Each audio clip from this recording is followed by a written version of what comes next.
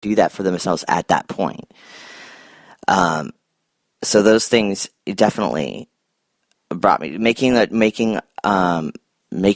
choice, instead of getting wishy-washy about it and back and forth, actually making this choice to move forward and taking that first step, getting my papers in order for college, making the initial application for college, applying for aid, visiting the campus, talking with people in the profession, doing all these things. That was my choice to step out of my comfort zone and begin doing those things.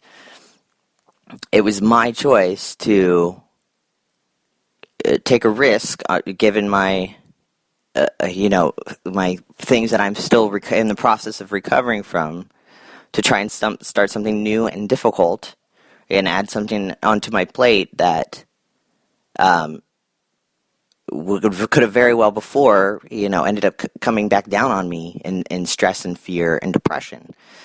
But I know now what I'm capable of, and I know now what I can handle, and through this experience, which has been, a lot. I've pretty much dealt with about most of what people can deal with that's bad and come out on top. So I know now that what I'm absolutely capable of and what I'm not. And and taking the steps to do my self-hypnosis, do my wellness studies, read my books, take that time for myself, do this podcast, start developing a real plan for what I want to do. Helping others has helped me tremendously.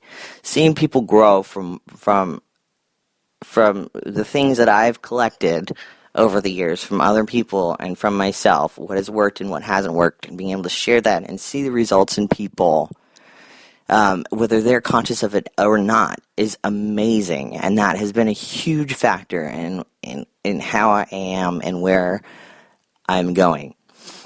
So making those choices and taking those steps, though scary, the tremendous relief that I feel and the tremendous fear that I feel at the same time is overwhelming. I mean, and I haven't been this overcome with emotion probably since my grandmother passed away about 1.5 years ago.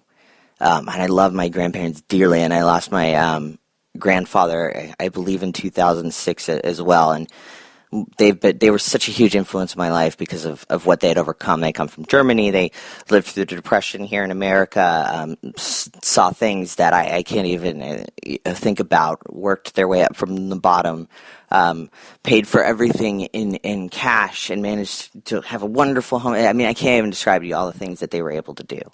And I can only be able to hope to be able to do half of what these people do. So it was a great shock to me. Not a shock. It was a great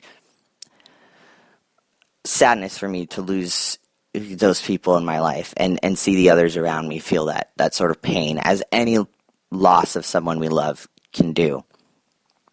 And so that was probably the last time I'd really felt a strong emotion. I felt frustration, I felt anger, and I felt stress. And it's very difficult to find a positive way to outlet that. And I talked about the physical activity and how important that's been for me, and changing my mindset of turning these negatives into a positive. But I could not cry. I mean, I'm a guy. It's not so much. I think a lot of people think it's a social stigma for men to cry, but I honestly think that it's a biological thing for us. It's just not something that happens naturally, even though I so much wanted to, and actually at some points had even tried to. So I felt like I had a true breakthrough yesterday, though I didn't break down into tears and have an epiphanal, if that's even a word, a moment of epiphany where, everything just broke loose, the dam broke, and everything felt wonderful about, it was nothing like that. It was nothing as dramatic like that. But it was a moment of realization for me.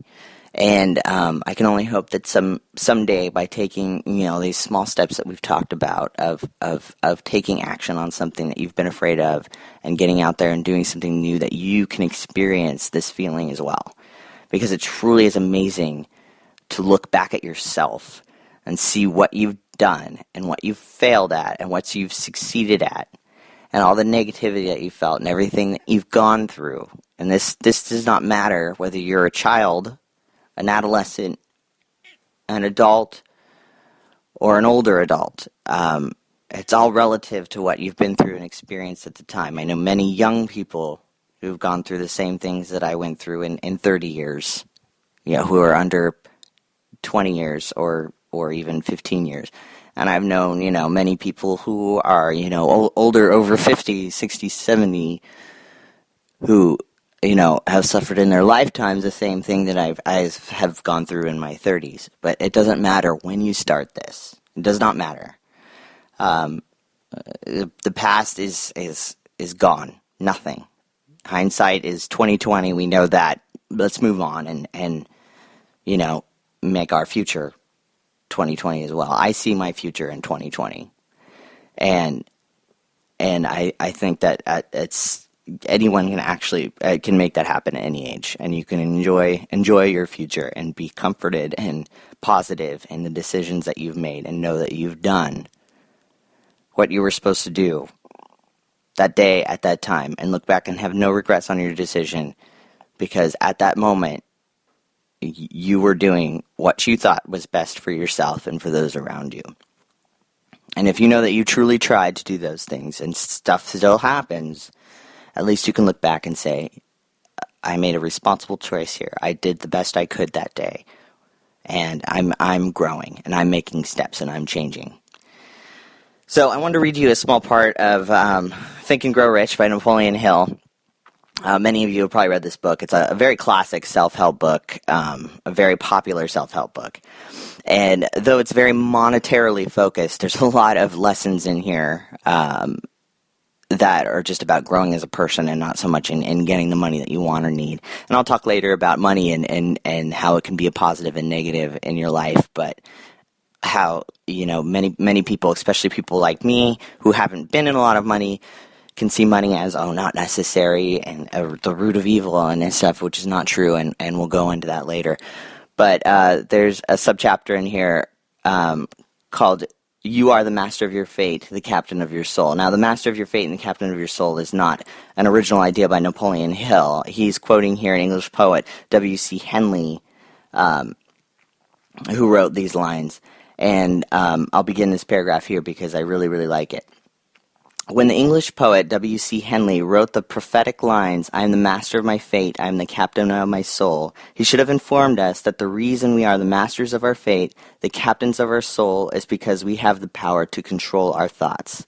If the poet had told us this great truth, we'd know why it is that we are the masters of our fate, the captains of our souls. He would have told us with great emphasis that this power makes no attempt to discriminate between destructive and constructive thoughts, that it will urge us to translate into physical reality thoughts of poverty just as quickly as it will influence us to act upon thoughts of riches. He should have told us, too, that our brains become magnetized with the dominating thoughts we hold in our minds, by means of which no one is familiar. These magnets attract to us the forces, the people, the circumstances of life, which harmonize with the nature of our dominating thoughts. And that's the end of that. The paragraph's primary intention is, what he means is, the brain, our thought, it cannot construe the difference between positive and negative. Whatever we put into our future, whatever we put to attain, is what our brain is going to try to achieve. It's going to see that as a goal. It doesn't know the difference between a positive goal and a negative goal. So those are the things that we're going to attract. If those are in our thoughts, those are the things we're going to attract, and those are the things we're going to see, whether they are there in reality or not. That is what we are naturally going to strive for, and that's why it's so important to change that way of thinking. So important. Why would you think about Joseph Clough, great example. He talks about programming your GPS system. When you program your GPS system and you're programming a destination, you want to choose the most direct route to get there, right? So why would you deliberately choose the most difficult, well, I shouldn't say deliberately, but choose the most difficult, out-of-the-way route that's going to frustrate you and bring you down the most when there's a much, much simpler path to take? And the importance is making this decision conscious, because most of us do it unconsciously.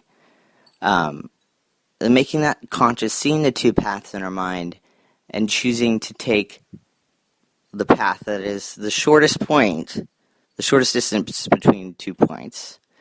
So if you're setting a goal in your mind of something positive, but in the meantime you're making all these stops at something negative because, of fear, of doubt, of all these different things that you can have, then it's going to take you much, much longer to reach your destination.